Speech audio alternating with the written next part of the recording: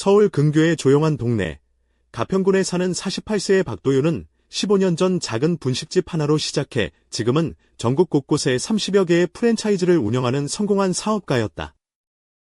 가족은 아내 김서영과 네 아이들, 고등학교 3학년인 준호, 중학교 2학년 수아, 초등학교 6학년 민재, 그리고 올해 9살이 된 막내 지우까지.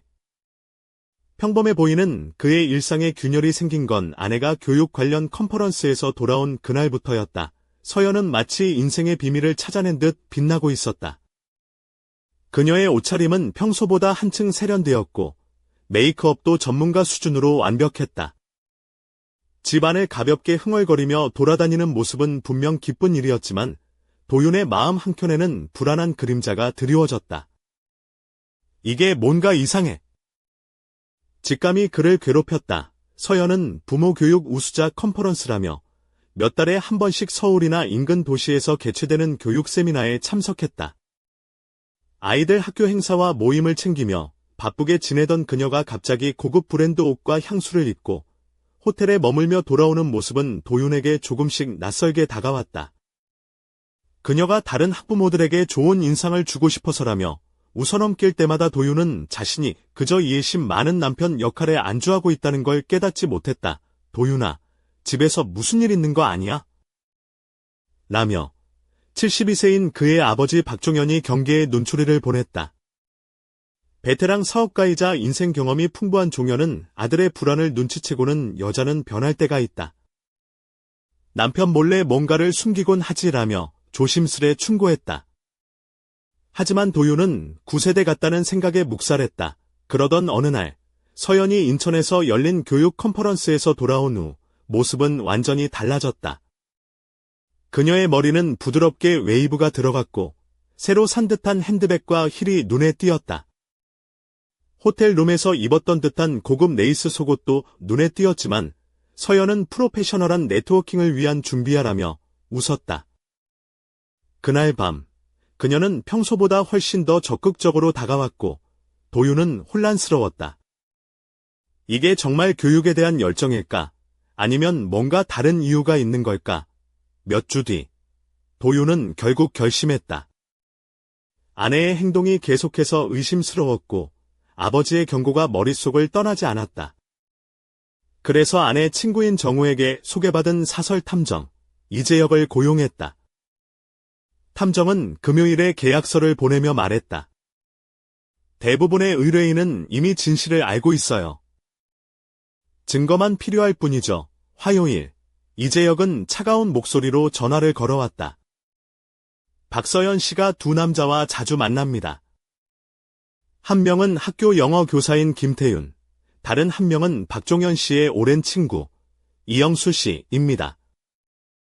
도윤은 믿을 수 없었다. 가족 모임마다 웃으며 아이들을 돌봐주던 영감님이자 아버지의 절친이 배신자였다니 그 영수 아저씨가 호텔에 아내와 함께 들어가는 장면이 찍혔어요. 같은 주말, 서연 씨는 컨퍼런스에 갔다고 했죠. 탐정은 덧붙였다. 태윤 씨와는 최근 커피 미팅이 점점 긴 시간으로 이어지고 있습니다. 도윤은 가슴이 미어졌다. 아이들의 아버지라 믿었던 자신이 하루아침에 두 아들의 친부가 아니라는 사실을 받아들여야 했다. DNA 검사 결과 준호와 수아는 자신과 혈연관계가 아니었다. 민재와 지우만이 그의 혈육이었다. 오래된 가족사진 속 웃고 있는 아이들의 얼굴이 한순간에 낯설게 다가왔다. 우리 얘기 좀 해야겠어. 집거실에서 마주 앉은 두 사람.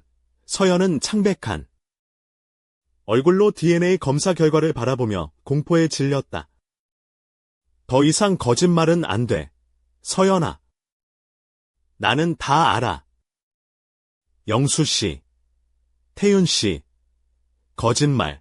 모두 다. 도윤의 목소리는 차갑고 단호했다. 서연은 눈물을 흘리며 애원했다. 우리 가족을 망치지 말아줘. 그러나 도윤은 냉정했다. 네가 나로는 부족했을 때 우리 가족은 이미 깨진 거야. 그날 밤 도윤은 아버지에게 전화를 걸었다. 그리고 다음날 정오 무릎이 바에서 영수와 마주했다. 사진 한 장을 탁자에 내려놓자 영수의 얼굴은 창백해졌다. 17년. 내 아내와 함께였고, 내 아들과 내 친구를 배신했지. 도윤의 목소리는 무겁게 울려 퍼졌다. 영수는 한마디 변명도 하지 못한 채 깊은 침묵에 빠졌다. 이 배신은 단순한 불륜을 넘어 세대를 아우르는 거대한 상처였다. 도윤은 그날 오후 김태윤을 만나러 학교를 찾았다. 교장실은 어색했다. 김 선생님, 우리 딸과 불륜 관계가 있다는 증거가 있습니다. 태윤은 얼굴이 붉어지며 사과도 없이 변명했다. 하지만 도윤은 냉정했다. 이제 선택은 당신 몫입니다. 조용히 사임하든가 아니면 진실을 공개하든가. 저녁 가족 모두 거실에 모였다. 서연은 눈물로 얼굴을 적셨고 아이들의 얼굴에는 혼란과 슬픔이 가득했다.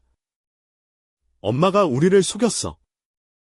준호의 목소리는 떨렸고 수아는 울음을 터뜨렸다. 하지만 나는 내 아버지야. 도윤은 아이들을 꼭 안았다. 그날 밤 준호는 현관 앞에서 도윤과 마주 앉았다. 아빠, 난 여전히 아들이야? 물론이지. DNA가 사랑을 바꾸진 않아. 도윤의 말에 준호는 눈물을 훔쳤다. 도윤은 그날 이후로 삶의 의미를 새롭게 발견했다. 가족의 진실을 마주하고 상처를 치유하며 진정한 사랑과 신뢰가 무엇인지 배웠다. 그리고 아직 끝나지 않은 이야기가 있음을, 어딘가에서 누군가 그의 다음 행동을 기다리고 있음을 느꼈다. 가을볕이 부드럽게 내리쬐던 어느 토요일 아침, 가평군의 박도윤 집 거실에는 묘한 긴장감이 감돌았다. 아이들은 학교에 간 사이 도윤과 서연은 말없이 마주 앉아 있었다. 서연은 오늘도 세련된 실크 블라우스에 짙은 눈화장, 그리고 은은하게 빛나는 진주 목걸이를 걸치고 있었다. 그의 다리 라인을 따라 흐르는 검은 스커트는 절제된 관능미를 풍겼고 발끝엔 새로 산 듯한 굽 높은 힐이 반짝였다. 하지만 그 눈빛은 여전히 불안과 후회로 흔들리고 있었다. 도윤은 서연의 모습을 바라보며 마음속으로 묵직한 결심을 다졌다. 이제는 끝내야 한다. 그는 차분하게 말했다. 서연아, 우리 지난 17년 동안 쌓아왔던 것들이 모두 거짓이었다는 걸 알게 됐어. 하지만 우리 아이들은 그 사실을 알 권리가 있어. 서연은 떨리는 손으로 입술을 깨물었고 눈물이 살짝 고였다. 네가 원하는 대로 해. 도윤 씨, 나는 모든 걸 감수할 준비가 되어 있어. 도윤은 깊은 숨을 한번 들이쉬고는 가방에서 두꺼운 서류 뭉치를 꺼냈다. 이건 탐정 이재혁 씨가 모은 증거들이야. 사진, 호텔 영수증, 그리고 DNA 결과까지. 이제 우리 가족이 진실과 마주할 시간이야. 서연은 눈을 크게 뜨고 그 서류들을 바라보았다. 이렇게까지 될 줄은 몰랐어. 그 순간 도윤의 휴대전화가 울렸다. 화면에 찍힌 번호는 예상치 못한 사람이었다. 아버지? 도윤이 조심스럽게 받았다. 도윤아, 오늘은 조심해야 해. 영수가 움직이고 있다. 아버지 박종현의 경고였다. 도대체 무슨 일이야? 도윤이 물었다. 영수가 우리 집 주변을 맴돌고 있어. 지난주부터 이상한 전화도 걸려오고 누군가 우리 움직임을 감시하는 것 같아. 도윤은 심장이 쿵쿵 뛰는 걸 느꼈다. 이젠 정말 위험한 단계에 접어든 것 같아. 그는 전화를 끊고 서연을 바라보았다. 우리 둘 다 더 이상 숨을 곳이 없어. 그날 저녁, 도윤은 아이들이 돌아오기 전에 가족 대화를 준비했다. 준호는 회색 후드티에 운동화를 신고 머리를 질끈 묶은 채 거실에 들어왔다. 수아는 화려한 핑크색 원피스에 반짝이는 귀걸이를 흔들며 뒤달았다. 민재와 지효는 각자의 책가방을 내려놓고 어수선한 분위기를 느꼈는지 서로 눈치를 봤다. 도윤은 조용히 입을 열었다. 얘들아, 오늘은 정말 중요한 얘기를 해야 할 것 같아. 엄마와 내가 숨겨온 비밀이 있어. 준호는 이미 어렴풋이 알고 있다는 듯 고개를 끄덕였고 수아는 눈을 크게 뜨고 도윤을 바라봤다. 엄마가 우리를 속였다는 거야? 수아의 목소리는 떨렸다. 서연은 고개를 숙이고 눈물을 닦았다. 미안해. 정말 미안해. 도윤은 한 걸음 앞으로 나와 아이들을 둘러보며 말했다. 준호, 내 친부는 박영수 씨야. 그리고 수아, 내 친부는 김태윤 선생님이지. 하지만 나는 너희를 키운 아빠야. 사랑은 혈연보다 강한 거란 걸 기억해 줬으면 해. 민재가 조용히 물었다. 그럼 우리도. 도윤은 따뜻하게 미소 지으며 대답했다. 너희 둘은 내 피를 이어받은 내 아들이고 딸이야. 변함없는 가족이란다. 그날 밤, 도윤은 아버지와 술잔을 기울이며 다가올 싸움에 대해 이야기했다. 영수는 내가 생각했던 친구가 아니었어. 이제는 끝내야 해. 박종현은 묵직한 한마디를 던졌다. 내가 가는 길, 확실히 지켜줄게. 그로부터 일주일 후, 도윤은 다시 무르피바에 나타났다. 이번엔 혼자가 아니었다. 변호사 김일리와 사설 탐정 이재혁이 함께였다. 문을 열고 들어서자 영수는 이미 기다리고 있었다. 그의 얼굴은 전보다 깊은 주름과 피로로 가득했다. 도윤 씨, 이젠 끝내자. 영수가 먼저 입을 열었다. 하지만 도윤은 단호했다. 끝난 건 이미 오래전 이야기가 됐어. 무릎이 바의 조명 아래 두 남자의 눈빛이 격렬하게 충돌했다. 그리고 그 순간 문밖에서 누군가 문을 두드리는 소리가 들렸다. 도윤이 돌아보니 낯선 여자가 초조한 표정으로 서 있었다. 도윤 씨, 이걸 꼭 봐야 해요. 그녀가 내민 USB 속엔 또 다른 충격적인 진실이 담겨 있었다. 그 파일을 열자마자 도윤의 얼굴이 굳어졌다. 서연의 비밀은 끝나지 않았다. 그리고 그 비밀이 이제 그의 가족뿐만 아니라 온 가평을 뒤흔들 미스터리의 문을 열고 있었다. 겨울이 막 시작되던 어느 저녁, 가평의 작은 카페 달빛 정원에서 박도윤은 낯선 여자의 이야기에 집중하고 있었다. 그녀의 이름은 최민정, 서울에서 온 프리랜서 기자였다. 도윤 씨, 서연 씨 가방에서 발견한 USB 속 자료를 분석해봤는데 단순한 불륜 이상의 무언가가 있어요. 그녀가 조심스럽게 말을 꺼냈다. 교육 관련 비리와 연관된 문서들이에요. 그리고 누군가가 이걸 은밀하게 감추려 하고 있죠. 도윤은 한 모금 커피를 마시며 눈을 가늘게 떴다. 서연이 벌인 일들이 우리 가족만의 문제가 아니었다는 거군. 민정은 고개를 끄덕이며 이어갔다. 그 USB에는 서연 씨가 참석했던 컨퍼런스에서 오간 비밀스러운 이메일과 녹음 파일도 들어있어요. 교육청 고위 관계자들이 개입된 뇌물수수 정황까지. 그 순간 카페 문이 삐걱이며 열렸다. 도윤과 민정은 동시에 고개를 돌렸다. 한 남자가 들어와 주변을 살피다 조용히 다가왔다. 도윤 씨, 조심하세요. 그의 목소리는 낮고 긴장감이 흘렀다. 이 사건, 생각보다 복잡하고 위험합니다. 저도 예전부터 이 일에 얽혀 있었어요. 그는 자신을 경찰 내부 고발자임을 밝히며 이미 몇몇 관계자들이 움직이고 있다고 말했다. 도윤은 숨을 깊이 들이쉬었다. 가평 같은 작은 마을에서 이런 일이 벌어지다니. 내가 너무 안일했나 봐. 민정이 슬쩍 웃으며 말했다. 그래도 이제 진짜 싸움이 시작됐다고 생각하세요. 그리고 도윤 씨처럼 끝까지 포기하지 않는 사람이 있어야 해요. 며칠 후, 도윤은 회사 사무실에서 가족 사진을 바라보며 무겁게 결심했다. 이번엔 사업도, 가족도, 그리고 이 마을의 진실도 지켜내야 한다. 그의 손에 쥐어진 USB가 희미한 빛을 반사했다. 그때 전화벨이 울렸다. 발신자는 알 수 없는 번호였다. 도윤 씨, 당신이 알아서는 안 될 것까지 손댔어. 지금 당장 멈추지 않으면 모두 잃게 될 거야. 도윤은 냉담하게 답했다. 내가 잃을 게 뭔지 알아.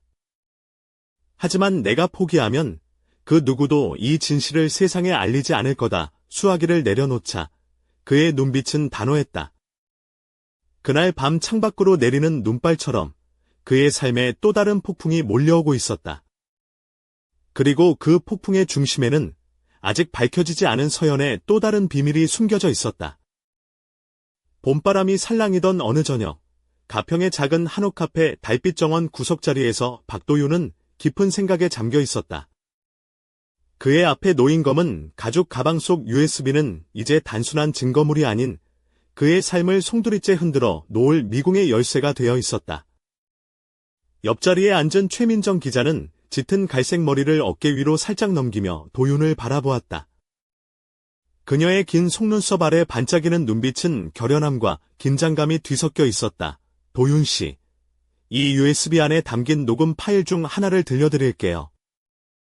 민정은 노트북을 켜고 이어폰을 도윤의 귀에 살짝 꽂아주었다. 희미한 목소리가 들려왔다.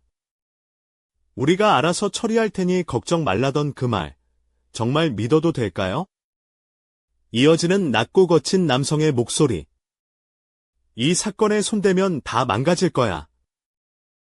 조심해. 도윤은 어깨를 살짝 움츠리며 입술을 깨물었다. 서연이 이걸 왜 숨겼던 걸까? 단순한 불륜이 아니었단 말인가? 민정은 고개를 끄덕이며 덧붙였다. 아마도 그녀도 무언가에 휘말려 있었을 거예요. 아니면 누군가에게 협박받았거나요. 그때 카페 문이 살짝 열리며 낯선 남자가 들어왔다. 그는 검은 코트를 입고 있었고 눈빛은 날카롭게 도윤과 민정을 훑었다. 조용히 다가와 낮은 목소리로 말했다. 도윤 씨, 제가 바로 그 사건을 담당하는 경찰 내부 고발자 김현수입니다. 당신과 민정 씨가 찾고 있는 진실에 가까워지고 있지만 위험도 커지고 있어요. 도윤은 숨을 고르며 물었다. 그럼 이제 어떻게 해야 합니까? 우리 가족과 이 마을을 지키려면 김현수는 잠시 주위를 살피다 작게 웃으며 말했다. 진실을 덮으려는 자들이 움직이고 있습니다. 하지만 우리가 힘을 합치면 막을 수 있어요. 이젠 당신 혼자가 아니에요. 며칠 후 도윤은 회사 사무실에서 가족 사진을 바라보며 다짐했다. 이번엔 끝까지 싸울 거다. 가족도, 사업도, 그리고 이 마을의 진실도 지킬 거야. 그의 손에 쥔 USB가 희미하게 빛나는 듯했다. 그 순간 전화벨이 울렸다. 화면에는 달 수 없음이라고 떴다. 도윤은 차분히 전화를 받았다. 낮고 냉정한 목소리가 들려왔다. 도윤 씨, 지금 멈추지 않으면 모든 걸 잃게 될 겁니다. 당신 가족도, 사업도, 그리고 목숨까지도. 도윤은 굳은 표정으로 대답했다. 내가 잃을 게 뭔지 알아요. 하지만 내가 포기하면 누가 이 진실을 세상에 알리겠습니까? 통화가 끝난 후 도윤은 창밖에 내리는 봄비를 바라보며 마음속으로 다짐했다. 이제 막 시작일 뿐이다. 그리고 그의 귓가에 서연의 목소리가 희미하게 스며들었다. 도윤아, 진실은 때로 가장 큰 고통을 안겨주지만 그 끝에 우리는 자유를 얻을 수 있어. 그날 밤 가평의 어둠 속에 새로운 폭풍이 몰려왔고 도윤의 인생은 다시 한번 거대한 소용돌이 속으로 빨려 들어갔다. 그리고 이 모든 진실 뒤에는 아직 밝혀지지 않은 서연의 또 다른 비밀이 기다리고 있었다.